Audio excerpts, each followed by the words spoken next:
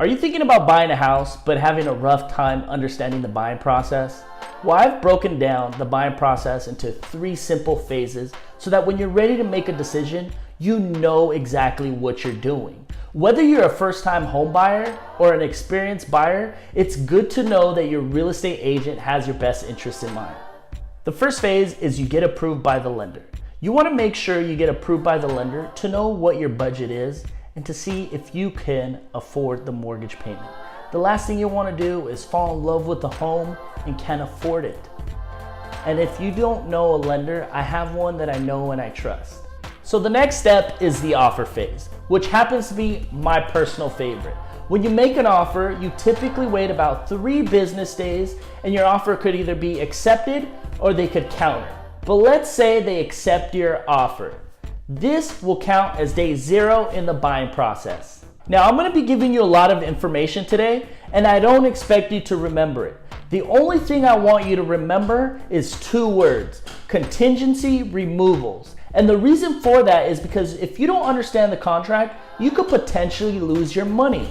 So have you ever heard of anybody who lost their money during a transaction when they're trying to buy a house? Well, the reason for that is because their agent didn't explain to them the contingency removals. But let me take a step back here. So once they accept your offer, you have what's called the buyer's deposit. And that typically happens 3 days after acceptance. Now, for example, if your down payment is 10 grand, we put down 2 to begin with. Now, within 7 days after acceptance, the seller has to give to you what's called the seller's disclosures, and that's anything that's happened on the property. For example, did someone pass in the home? Was there a leak in the roof and they fixed it? Does it come with a washer and dryer? Maybe a refrigerator? Those are the types of things that the seller has to disclose to you when your offer gets accepted. Now we get to the most important part of the buying process, the contingency removals. In other words, you as a buyer have 17 days after acceptance of your offer to do what's called the property investigations. Now, what are property investigations?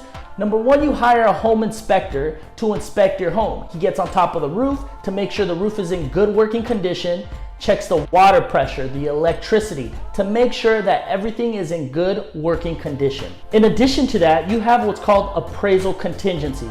Because if you're gonna pay $300,000 for a home, you wanna make sure it's worth its value. The next contingency is loan contingency removal. You have within 21 days after acceptance to get your loan prepped and ready to go. Now, once we get to this stage, we're gonna sign loan documents. Now, you remember you put your deposit into escrow of 2 grand and your down payment was 10? You would bring the additional 8 at this point. And then we have final verification of the property, and this typically happens 3 to 5 business days before the close of escrow to make sure that the property is in the same condition as it was as when you put the offer. For example, when the sellers left, they took the ceiling fans. When the sellers left, they took the doors. Typically, this is not an issue, but we want to make sure that this is done.